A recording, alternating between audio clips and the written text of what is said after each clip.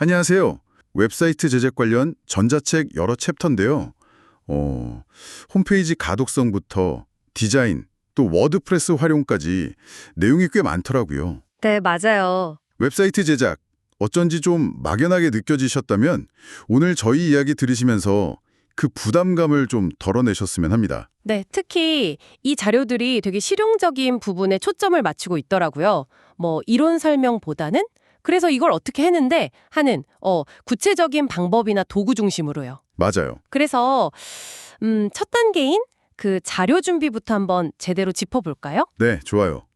가장 먼저 강조하는 게 바로 자료 준비더라고요. 특히 분양대 행사 같은 데서 받은 파워포인트나 PDF 파일, 이거 그대로 웹사이트에 올리면 안 된다면서요? 아, 네네. 바로 올리면 깨지거나 로딩이 엄청 느려질 수 있거든요. 호환성 문제도 있고요. 아, 저도 예전에 그냥 올렸다가 이미지 다 깨지고 그런 경험 있었어요. 그렇죠. 그래서 자료에서도 이미지 파일, 보통 JPG로 변환하는 게 필수라고 하잖아요. 그럼 그 변화는 어떻게 하는 게 좋다고 나와 있던가요? PDF24 같은 온라인 도구를 쓰라고 권하더라고요. PPT를 PDF로 바꾸고 그걸 다시 페이지별 이미지로 한 번에 쫙 뽑아주는 거죠. 오, 편리하겠네요. 네. 아니면 그 파워포인트 슬라이드쇼 있잖아요. 그걸 전체 화면으로 띄워놓고 아, 슬라이드쇼요? 네, 오픈 캡처나 픽픽 같은 캡처 프로그램으로 직접 뜨는 방법도 소개하고요.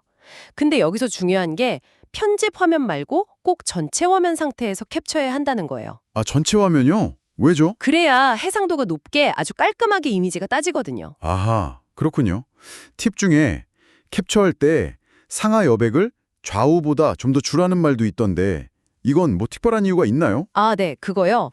웹사이트에 이미지를 쭉 나열했을 때 너무 따닥따닥 붙어 있으면 좀 답답해 보일 수 있잖아요. 네, 그렇죠. 상하 여백을 살짝 주면 그게 이제 시각적으로 컨텐츠를 좀 분리해주고 스크롤하면서 보기도 편해지는 효과가 있어요. 아, 사소해 보이지만 중요한 디테일이네요. 네, 맞습니다. 이런 게 모여서 웹사이트의 전체적인 어떤 완성도를 만드는 거죠.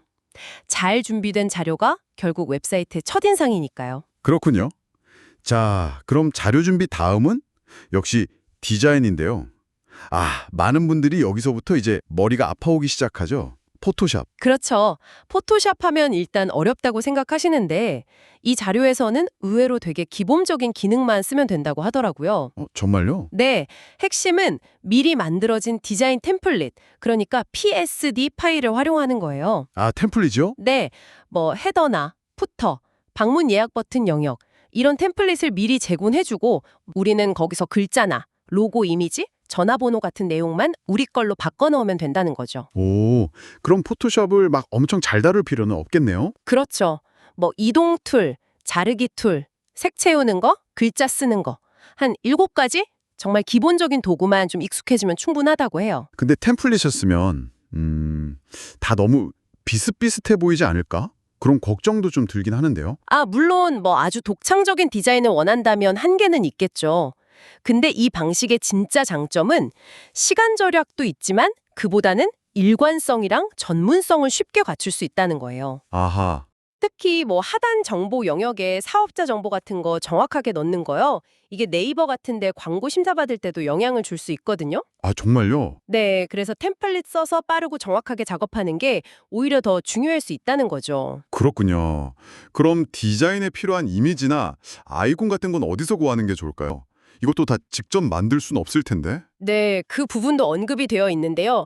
픽사베이나 언스플래시, 프리픽 같은 저작권 걱정 없는 무료 이미지 사이트들을 활용하라고 권장해요. 아, 무료 사이트요? 네. 근데 여기서 중요한 건 무료라고 해도 라이센스 조건은 꼭 확인해야 한다는 거예요. 출처를 밝혀야 한다거나 상업적 이용이 안 된다거나 하는 조건들이 있을 수 있거든요. 폰트도 마찬가지고요. 아, 맞아요. 라이센스 확인은 필수죠. 자, 이제 그럼 자료랑 디자인 요소가 준비됐으면 이걸로 실제 웹사이트를 만들어야 할 텐데 플랫폼으로 워드프레스가 나오네요. 네, 그쵸. 워드프레스. 워드프레스가 정확히 뭐 하는 건가요? CMS라고 하던데? 네, 워드프레스는 웹사이트의 컨텐츠, 그러니까 글이나 이미지 같은 걸 쉽게 만들고 관리할 수 있게 해주는 일종의 도구 상자, 컨텐츠 관리 시스템이라고 보시면 돼요. 아하, 도구 상자. 네, 여기에 이제 테마라는 걸 설치하면 웹사이트 전체 디자인 틀이 딱 잡히고요. 자료에서는 오션 WP라는 테마를 예시로 들더라고요. 테마, 옷 같은 건가 보네요. 네, 비슷해요. 그리고 플러그인이라는 걸 추가로 설치하면 뭐 예약 기능이라든지 문의 양식 받는 거, 포미네이터 플러그인 예시, 아니면 검색 엔진 최적화, 요스트 SEO 플러그인 예시 같은 특정 기능들을 레고 블록처럼 붙여서 쓸 수 있는 거죠. 오, 플러그인. 신기하네요. 설치는 어떻게 한다고 나와 있나요? 보통 카페24 같은 호스팅 업체를 통해서 워드프레스를 설치하는 방법을 예시로 들고 있어요. 호스팅, 그 웹사이트 공간 빌리는 거요? 여기서 트래픽 이야기도 나오던데 이건 뭔가요? 좀 어려운데요? 트래픽이요. 쉽게 말하면 웹사이트에 사람들이 방문해서 데이터를 주고받는 양이라고 생각하시면 돼요. 이미지나 영상이 많으면 이 트래픽 사용량이 커지거든요. 네. 근데 이제 호스팅 계약할 때 월별 트래픽 용량이 정해져 있는데 이걸 넘어가면 사이트 접속이 아예 안 될 수도 있어요. 그럼 큰일 나잖아요. 그렇죠. 그래서 자료에서도 미리 호스팅 설정에서 트래픽 초과될 것 같으면 알림을 받거나 아니면 자동으로 용량을 리셋하는 설정을 꼭 해두라고 조언하더라고요. 안정적으로 운용하려면 꼭 체크해야 할 부분이죠. 그렇군요. 트래픽 관리도 신경 써야 하는군요. 워드프레스 관리자 화면 접속해서 뭐 페이지 만들고 편집하고 복제하고 이미지 누르면 전화 걸리게 하는 링크나 유튜브 영상 넣는 법 같은 되게 실용적인 팁들도 간단하게 소개되어 있더라고요. 네, 맞아요. 복잡한 코딩 같은 거 몰라도 이런 기능들을 쉽게 쓸 수 있다는 게 워드프레스의 진짜 큰 장점이죠. 오늘 이렇게 쭉 훑어보니까요. 웹사이트 제작이라는 게 생각보다 훨씬 체계적이고 또 효율적으로 접근할 수 있는 과정이라는 생각이 되네요. 특히 그 템플릿 활용하는 건 정말 강력한데요. 그렇습니다. 모든 기술을 다 배우려고 할 필요 없이 핵심적인 작업 흐름을 딱 이해하고 제공되는 도구들 있잖아요. 템플릿이나 플러그인, 무료 이미지 같은 거요. 네네. 이런 것들을 잘 활용하는 것만으로도 충분히 괜찮은 만족스러운 결과물을 만들 수 있다라는 메시지를 주는 것 같아요. 자료에서는 심지어 초등학생도 따라할 수 있다. 뭐 이런 표현까지 쓰더라고요. 그 정도인가요? 네, 오늘 저희가 나눈 이야기들이 여러분이 웹사이트 제작에 대해 갖고 계셨을지도 모르는 막연한 두려움을 좀 걷어내고 나도 한번 해볼 수 있겠는데?